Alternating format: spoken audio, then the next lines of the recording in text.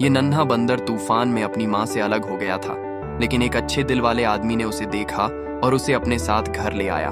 वो अपने पूरे दिल से बंदर की देखभाल करता था, मानो वो उसका अपना बच्चा हो। हर सुबह जब आदमी अपने काम के लिए निकलता था तो उसे जाता देख वो बहुत उदास हो जाता। वो हर रात आदमी के घर लौटने का इंतजार करता और आते ही खुशी से उसके गले लग जाता। सबसे प्यारी बात तो यह थी कि जब भी आदमी किसी परेशानी में होता था तो वह बहादुरी से उसकी रक्षा करता। शायद उनकी दोस्ती बाप और बेटे के रिश्ते की तरह गहरी और सच्ची